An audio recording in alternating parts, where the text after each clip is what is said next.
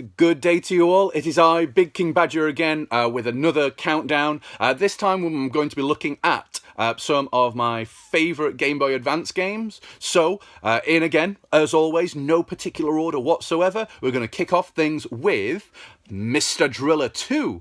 Now, this is a kind of sequel to Dig Dug, another Namco game, if you've ever heard of that one, which came out in arcades in the 80s.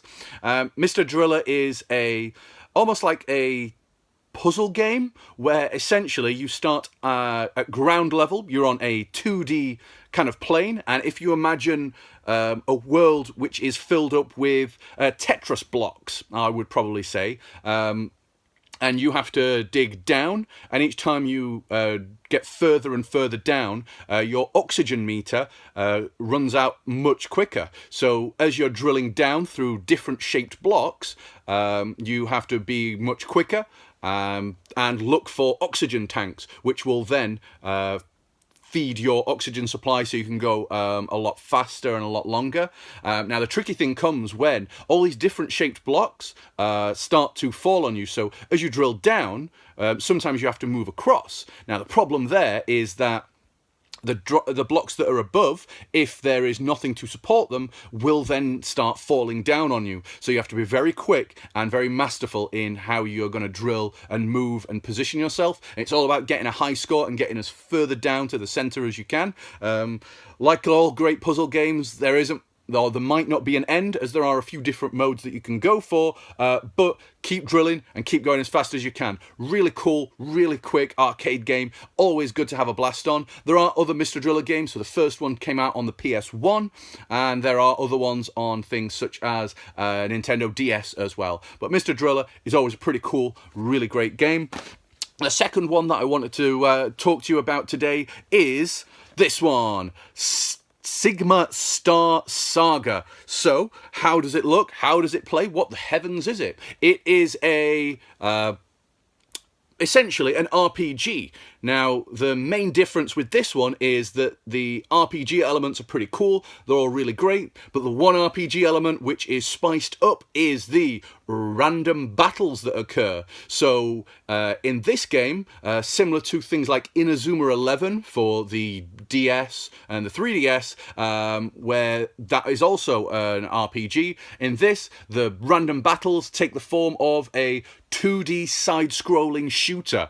So if you've ever played things such as Gradius or R-Type, anything like that, that is what you get in this. So pretty cool, pretty funky game, which is made by Way Forward, a publisher who is really great and really, really cool. And I urge you to always look at a Way Forward game, simply because no matter what it is, even if it's something such as an Adventure Time game that they published, they always spice it up or have some kind of retro feel in terms of Adventure Time. It could even be a Zelda-style, old-school Zelda game, which is pretty cool. But Sigma Star Saga, really, really great, pretty funky RPG, like I say, which does have side-scrolling shooter elements to it as well. Well worth your time, and always look at this game because it's pretty cool and always really random.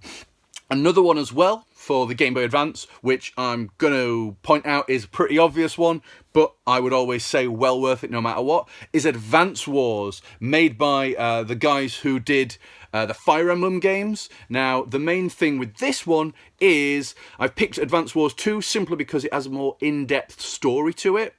Now, the gameplay itself is similar to Fire Emblem, so it is a turn-based strategy game. Now, the difference with this is that it also is a modern tactical action game. So you have things such as infantry units, and you also have tanks, jets, submarines, all that kind of shenanigans that goes on in there as well with modern warfare games.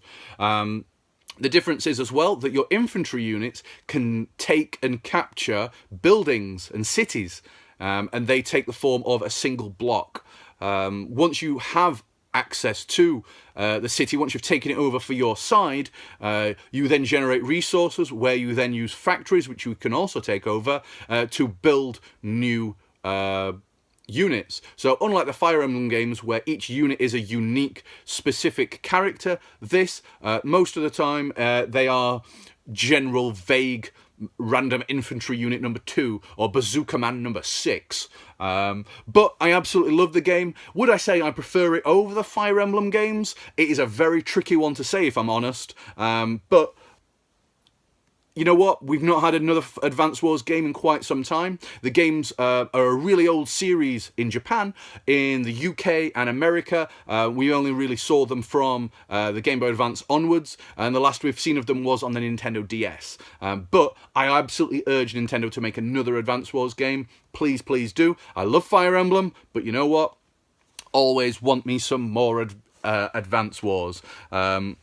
The name itself, Advance Wars, is based on the Japanese games always having the title of the format that they're on in there. So the original ones, were Famicom Wars, which is the Japanese name for the NES over in Japan.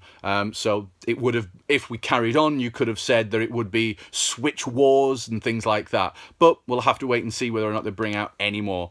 The next game for you is a pretty obvious one once again. It is WarioWare, the original minigame collection for the Game Boy Advance.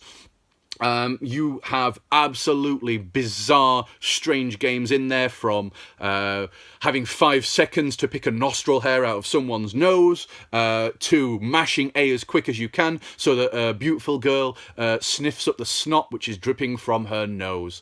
They're all themed around different things. My favourite ones would be the ones which are based on other random Nintendo games which are out, and it's all about Wario making money, and making money by making video games, and he gets other people to do it for him. So always worth it, and always a pretty funky one to have a look at. So there are ones which are themed around sports, music and things like that. Well worth it. There are many, many, many more WarioWare games that are out there, but the original one is always special in my heart. So always have a look at that. Always check out WarioWare games, and always check out Wario games, if I'm honest. A big shout out goes out to Waluigi as well. I always need to see him represented in absolutely everything that Nintendo release, including Smash Brothers. You're damn straight. But I also love Wario as well. WarioWare as well as Wario. The last one that I have is Metroid Zero Mission, which is a remake of the original Metroid game which came out on the NES. Now, for me, I was very, very torn between this and Metroid Fusion, which also came out before this game for the Game Boy Advance. The reason why I picked this game, it was very difficult for me to pick, but the reason why I did this, it was a much more recent one, and it's nice to have big chunky visuals and to remake that original classic Metroid game and bring it up to speed and up to date. There is also a separate section. So in this game, once you've completed the game, you then have an epilogue section where Samus doesn't have her suit, which is the first inclusion of Zero Suit Samus. So if you're wondering where Zero Suit Samus comes from, it is from this game. This is where she starts from. This is where you see Samus in gameplay elements out of her suit for the first time. Well worth it. What is the game, if you've not played any Metroid games?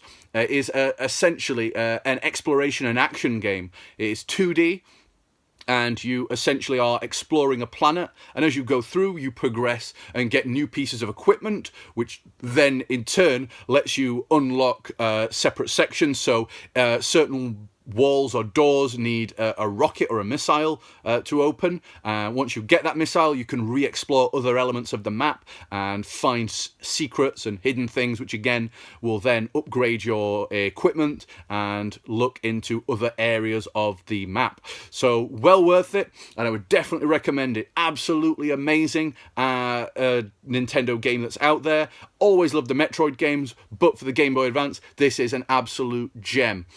So, that is my top 5 for the Game Boy Advance. A big shout out goes to other games which I didn't pick up on, so things such as Fire Emblem, or even some of the Super Mario games, the ports for that. I have tried to pick games which were originally on the consoles themselves, so please don't say why did you not pick this game or that game, or even Pokemon games and things like that. Pokemon is great, but I wanted games, like I say, which were new and unique and different to the Game Boy Advance. So tell me what you think. What's your top 5 for the Game Boy Advance? Please let me know. I'd love to hear what you think of my games that I've picked, and please let me know if there's anything that I should have picked up on, or if you think I should have picked Advance Wars 1 or Metroid Fusion or anything like that. So thank you very much for watching. I have been Big King Badger, and as always, enjoy gaming.